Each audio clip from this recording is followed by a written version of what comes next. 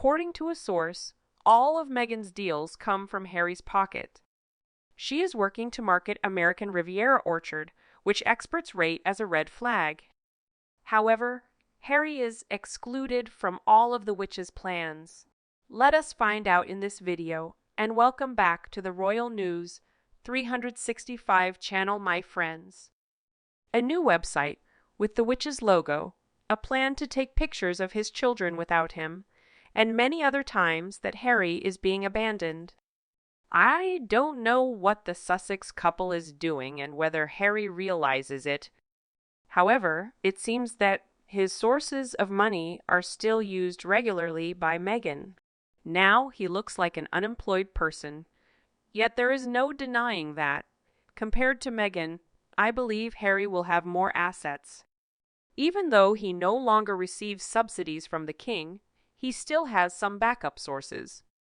Before that, perhaps there is another amount of money that Meghan can take, which is the money that Harry inherited. If his separate property is being transmuted to form her business during the marriage, it becomes community property.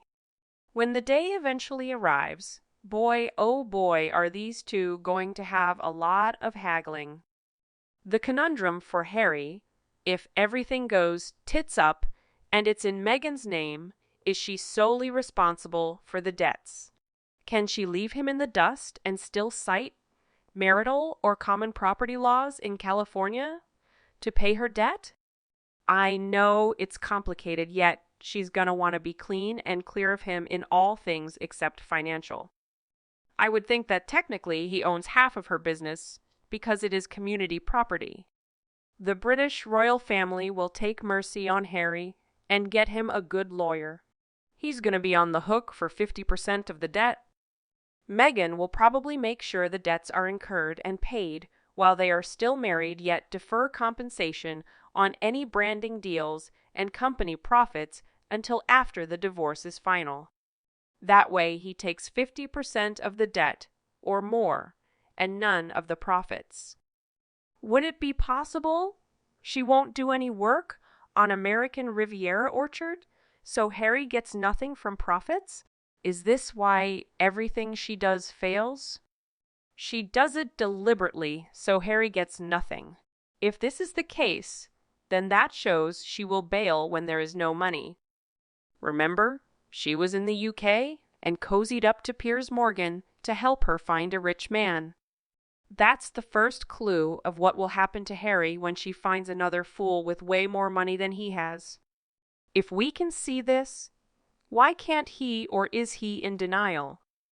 Is Harry stupid enough to spend all his separate property on stupid stuff? Probably. Is he stupid enough to agree that Meghan's business is her separate property? That seems doubtful if he's investing in it, yet I wouldn't underestimate him. I keep thinking about who sponsored Meghan. Who do you all think was shoveling hundreds of thousands to Sunshine Sachs, even while they were working royals? Not to mention her lawyers and the team in California setting up the Sussex royal structure well before Megxit. That wasn't her money. It's Harry. She waved all the red flags in his face and still went through with it. And she did everything he did to her right back and harder. Roasted that chicken yet good. Harry couldn't see anything yet his own blind jealousy, revenge, and childish ambitions. And Dumbo Harry fell for the lies very early on as his way to get out also. He has no choice yet to lie in the bed he and Meghan made. He has nowhere to go and no family to accept him back. They both deserve the mess that they created. Spousal support is based on earning, and if better unfolds, Harry is out of a job, so I doubt she will get spousal support from him. This could be a factor in Charles cutting him off financially. If he were receiving money from the Bank of Dad throughout their marriage, she could argue that she and the children ought to continue to be supported in the manner they were accustomed to in the marriage. I am trying to think like a parent and how hard it must be when you think you have failed one child.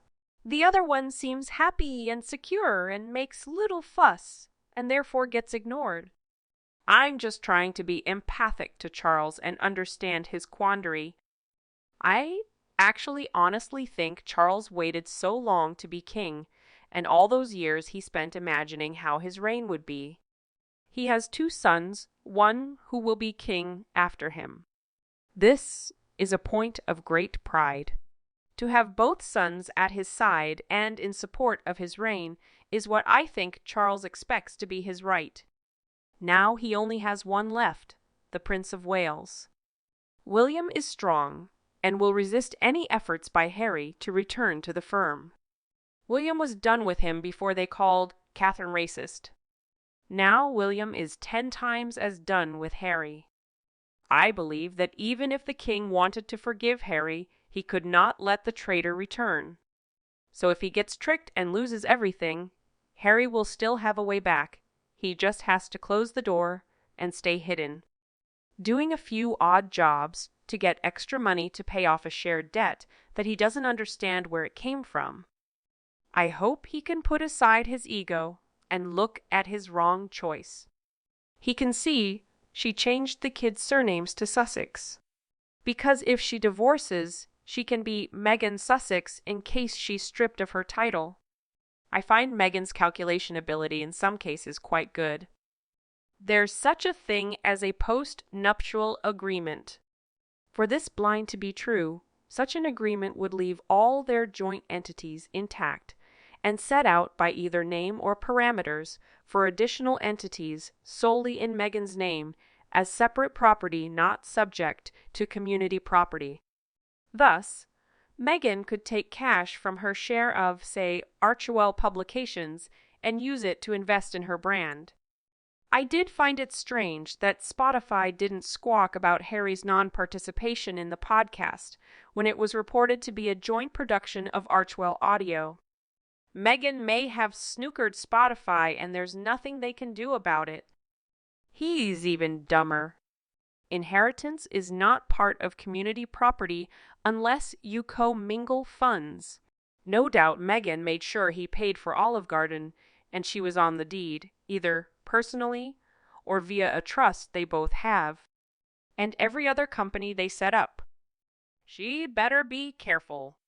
If she ever starts making more money, she could have to pay him if they divorce. However, now I think about it, she'll probably never be able to do that. All of her projects and deals always go south. She's got that reverse touch. She, or her financial advisors, have been smart enough to set up all those shell companies in Delaware, so it will be very difficult to follow the money trail, and Madam can show very little and no income during and after the divorce. Even if she does manage to make some money, it will be well hidden. So what does Harry think about all this? I think he knows at the end of the day he can cut and run back to the UK, and the Bank of Dad will fork out whatever is necessary to rescue him and pay off the ghoul of Ulvad. So he just doesn't care about trivia like this at the moment. He's still pissing away money on lawyers' fees for endless stupid cases that aren't going to net him any real money. However, the Bank of Dad may not be around for much longer, and the Bank of William will be a harder nut to crack, so he has a decision to make.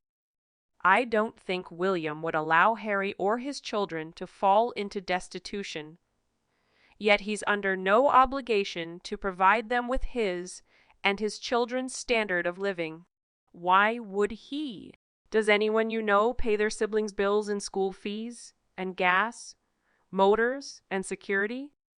Meghan's bleeding Henry dry of whatever resources he has left. He's willingly acquiescing, and she may or may not be stashing it away for her rainy day for her future self. She surely didn't spend everything he had left on that bogus website. She is not earning much, so he is not hurting when it comes to the orchard.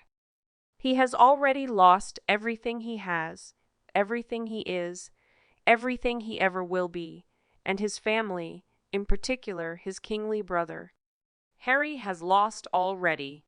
Living with Meghan and being married to her is his punishment for life. She's got all the control. He's majorly screwed if they get divorced.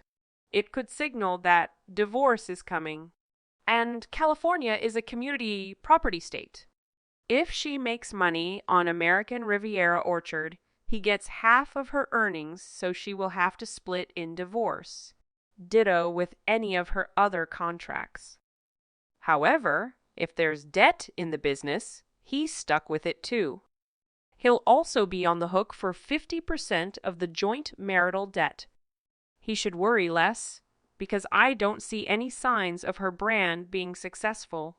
She botched her brand launch, which the imitators proved, was so easy to set up anyone could do it in hours with a credit card. Ryan McCormick, a PR expert, thinks that this brand's launch is nothing special. He even claimed that most of the followers were fake.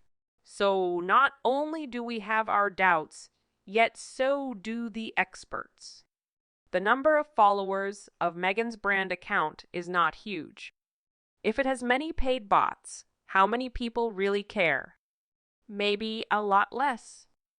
I heard that there are services that provide followers on Instagram. So if Meghan really did that, I wouldn't be surprised. Instagram allows the buying of fake followers. They allow every celebrity and regular person to Photoshop their pictures, except the Princess of Wales. How utterly ridiculous. Back to Meghan's new brand. At least when she is busy trying to dominate the home goods market in the U.S. using her devious schemes, she has less time to try to dominate and attack the royal family using devious schemes. And Harry, he would eventually end up in the UK. It is obvious that the only claim to fame he has is being the royal brother of the future king, so the media and the public in the UK are the only ones invested in his antics. Nobody here in the US cares too much. So, he will move back to his home country eventually when he has lost all media traction here. There is no place for him in the UK. He won't be allowed to live in Kensington or Windsor or Sandringham. William wants him nowhere near his children. They would have to stash Harry somewhere far away from Wales, and Harry won't like that at all. Somewhere remote in Scotland or somewhere. He needs shoving off to a game conservation reserve in Botswana after being dried out and de-shrinked for a year or two. That scenario would be nice. Yeah, I'm not sure it will happen anytime soon. I truly believe that the reason Meghan can't be successful is that she can never take her eyes off Catherine. Her focus is on Catherine, and that's why she cannot do anything else. Catherine lives rent-free in her head. She had people bowing to her in Britain, and mostly giving her glowing press, and it was not enough for her. A successful jam business will definitely not make her happy. What even crazier is this, is it? This is the big Instagram launch and lifestyle brand that's been teased for years. Similar to naming the royal racist, she finally does. And there's a day or two of flurry, then nothing. These are the cards she's been holding on to for years, waiting for her big moment, and they went over like a wet fart. What's next? The kids. The divorce and talk show circuit. Honestly, that's all she's got now. It doesn't help that she picked a dumb name for her company that doesn't even make sense. Plus, what the hell is this brand? Is she selling or teaching people? It has no purpose, no directions, etc. She is a complete failure, and it's hilarious to watch. There is an American Riviera bank in Montecito and other cities in California. She didn't have to look very far except no orchard in immediate sight. Meghan had invisible children. Now she has an invisible garden and invisible followers. Influencer accounts use fake followers to charge higher rates when negotiating to advertise products. That is a dishonest business practice. It's a fraud that no one will confront Meghan about. Yet, the media loses it over a photoshopped picture, as if Catherine sold nuclear secrets to a foreign government. I looked it up on the internet. People can hire agencies to get bots for them. And it involves using multiple IP addresses so that it appears that it's all different people who are the followers. And apparently, a lot of celebrities do this to inflate their accounts. It's sad what social media has degenerated into. I'm more skeptical about whether Meghan has intangibles. She might be given there are 0 products. I think Meghan blew a big opportunity here. If she had products ready to do and then got all this attention, sales would probably be healthy. Fake followers interacting with her posts, yet there aren't any posts, are there? Just the 9-image grid of the D logo. The fool hasn't even bothered to release any pictures. She could at least photograph a bowl full of lemons with her iPhone. She didn't want to devote any actual effort until she knew it would be worth her while. She tried to make a big splash with her launch, so then she could turn around and go get sponsorships and brand deals right away before doing any actual work. If it flops, then at least she didn't lift a finger and waste her precious time. If she sees the money hitting her bank account, then she'll use it to hire someone to do the work for her. If she had more products ready to go, a lot of people would buy them out of curiosity to review, even if it's just for research purposes or as a joke. Probably not enough to sustain the business yet. She could then release things about how they initially exceeded expectations or some nonsense. Now, people won't care because what little buzz there was will be gone, and it'll be a joke that it took that long to get real products ready to go. This brand of hers isn't going to go any further than the grid photo. She's too lazy to do any actual work. Once she saw the criticism of the page and brand, she decided to not put any effort into it. I'm curious as to how she plans to spin the non-launch.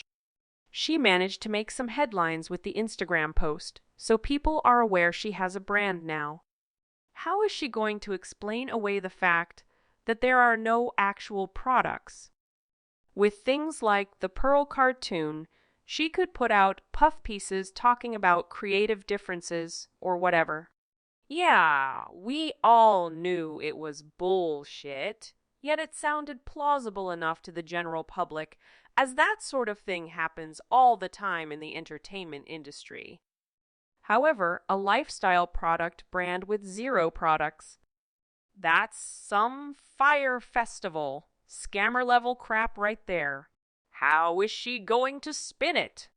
Forget Where's Catherine. It'll be Where is Meghan's lifestyle brand. Usually, if you launch a brand, you'll have whatever it is your brand is selling ready to go. Most people might go check out a website once, and that's it. It's a heavy lift to get a potential customer to return. In this case, we really don't know what Meghan is hawking. She seriously has a problem with trademarks. It's an ongoing issue for her. Badly filed paperwork, stuff not signed, netcast too wide, etc. Not to mention the failure to snap up domain names similar to hers to avoid the fakes that have been coming out in the last couple of days. That keen eye for detail really fails her in this area. A business owner only has to have a bona fide intent to use a mark before applying for registration. However, generally speaking, a business owner must eventually submit evidence that the mark is in use in commerce to obtain a registered trademark.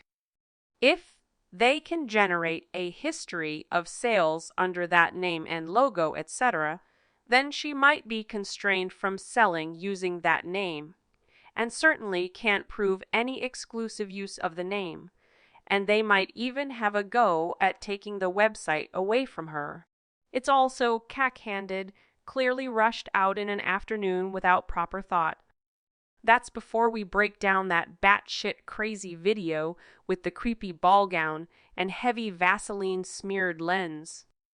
Now, even if she wants to take back this brand, she can't. Too late. The cat's out of the bag. It will be like whack-a-mole trying to stop them. They'll all be in untouchable jurisdictions, so it's a waste of money. She'll piss a few 100,000, if not more, on this futile exercise. They must be hemorrhaging money like there's no tomorrow at the moment.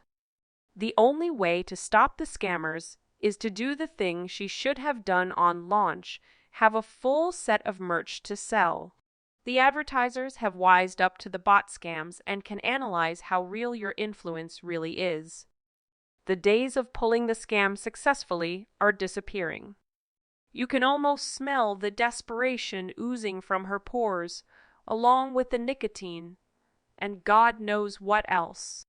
The reality is, if she had just launched an Instagram of the new account and a coming soon, she would be able to keep people on the hook.